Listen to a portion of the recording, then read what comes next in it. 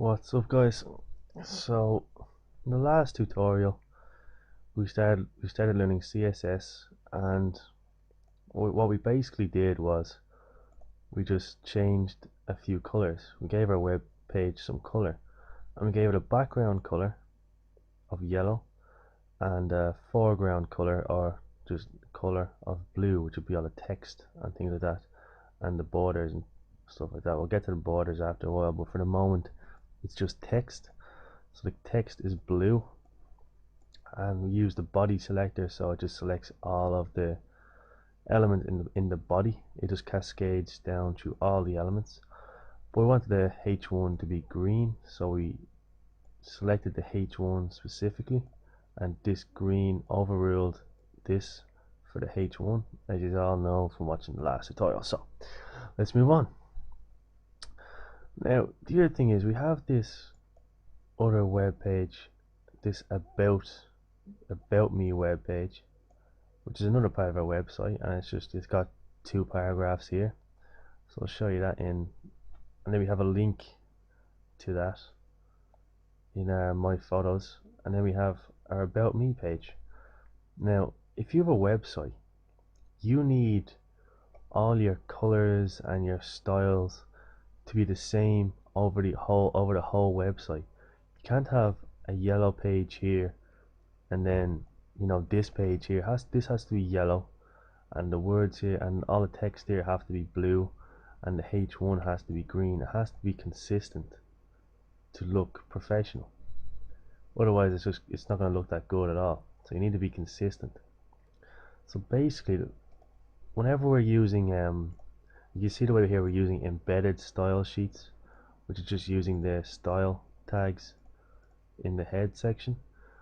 Whenever we're doing external style sheets, basically we have all our style in a separate file, and we just link it in here, and then we can just change the code in that one file, and then that will then change all our web pages, instead of having this separate thing on each web page. If you don't understand that, don't really worry too much about it right now. You will understand it whenever we start doing it. I'm just kind of introducing you to it for the moment, just so you know, just so you've heard it before. But for the moment we're just going to keep on using these embedded style sheets. Alright, so for the moment I'm just going to copy this, and I'm going to go over to my about me page, into the head, and I'm just going to paste it in there. I'm just going to paste a style sheet in there. The problem with this, of course, is whenever you have a style sheet that goes on and on and on and on and on, it's not so easy just to copy and paste it onto each web page. And then just say I wanted to change the color of the H1s, I have to go onto every single web page and change the color. Whereas with external style sheets, we have just one file, and when you change it once in the one file, it goes on to all the web pages. Don't worry about that for the moment though, okay? Just right now we're using embedded style sheets. So what do I want to do? I want to just put this style onto this page, and then when we go to the about me page, here we go. It's yellow, the text is blue, the H1 is green. So that's colors. So now in this tutorial, what I want to show you is the styling our font, styling how our words and that look like. So what we'll do is, you see, keep it in the body selector in here, because then this will just cascade down to all the words. So in the body we're just going to say font family. I'll just separate this down a bit. Remember, you can put as many declarations as you want in between the two curly braces for any selector. So font family, and then we have our colon to give it a value. What the font family is, it's just basically, if you have like a Word document and you have Times New Roman as your font family, or you have Arial as your font family. That's all it is, just the font family of your text. And what we're going to use is just Arial. Remember to give it a capital letter, just something you gotta just remember. So font family Arial, and now this might change. Now as you can see, the text has changed. It's now an Arial, so it looks a bit better. Some might think it doesn't, but it does. I think it does. So I want to keep it Arial, and just because I'm only showing you, you can pick whichever one you want. There's loads and tons of different font families, but for the moment we're just going to use Arial. Alright. The next font thing I want to show you is to change the size of your font, which is simply font, one second. So then you have font size, and then you just have a colon again, and the measurements we use for font size, you see, when you're working with your web pages, there's a few different kinds of measurements like pixels and percentage measurements. The one we're going to use for font sizes will be the EM measurement, which is this here, EM. Don't confuse this with the EM tag for emphasized text. They're different things. This is a measurement which is used inside the CSS. What it is, I'll show you on the, you see here, hang on, refresh that. One sec, I was messing around, so I just gotta change. I'll show you 1EM, right?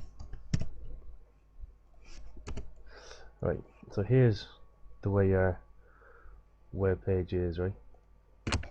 This is the kind of like the default size, if you know what I mean. Default size. So 1EM is like the default size of the web browser. So just like I said, 1.5 EM, that would be 1.5 times the default, so it should be like 0.5 bigger. So if I refresh that, there you go. As you can see, it's bigger. If I make this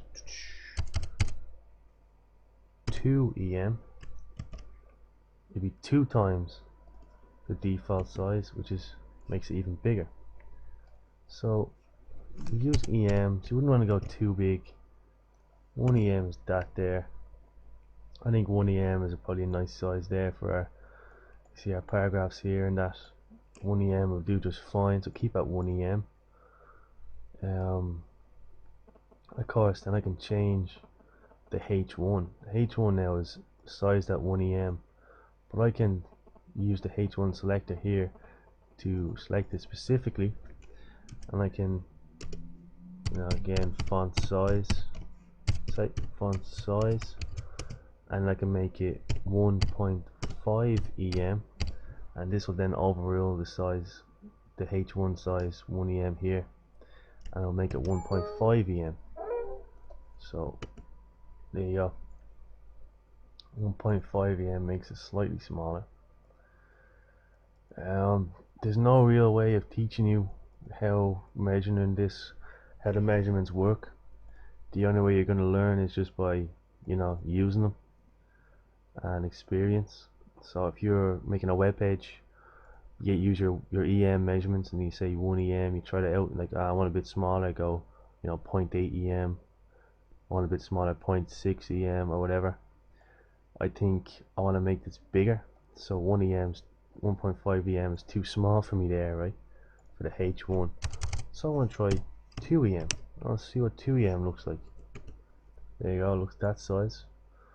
Still a bit too small. I'm gonna make it 3 EM. Alright, so I'll keep it at 3 EM. So yeah, trial and error, and then I find I want it at 3 EM. So that's how your font sizes work. And then you have your font family as well, making it kind of the family of your text, the font, like whether it's Arial or Times New Roman or whatever. Like up here I can make the H1 a different font family. I'll make it sans serif. Just remember to have capital letters in there. It's usually the standard to have capital letters in there, so it's just a good habit to have for your font family values. So have capital S, you know, capital A, whatever like that. So I'll show you now. So that's already sans serif. Alright, so that's the font family change there for that too. I can also make it. There's another one here I want to show you. Let's see, Georgia. Try Georgia for that. And there you go, that's what Georgia looks like, so that's a nice one. I'm going to keep it with Georgia. So I have Arial here and then Georgia there. Okay, I like that. So that's our fonts, changing our font size and changing our font family. There's a few more things to change your font that I'll show you in the next tutorial, but for the moment, just, you know, learn this far, get this far known off by heart, and you know, there's tons of font families out there. So go out there and try out some of your own. Times New Roman and serif and things like that. See which ones you like. The font size, get used to sizing your font. I want to just copy this, and then I have to go into my photos. I have to replace this now with my new style sheet, which is this here. You can probably start to see the advantages an external style sheet would have. None of this copy and pasting into each thing. It's a bit of a nuisance. So now when I go back to this, as you can see, my font is styled. So that's that there for you. So check out the next tutorial and I'll show you a bit more about, you know, styling your font. So make sure to check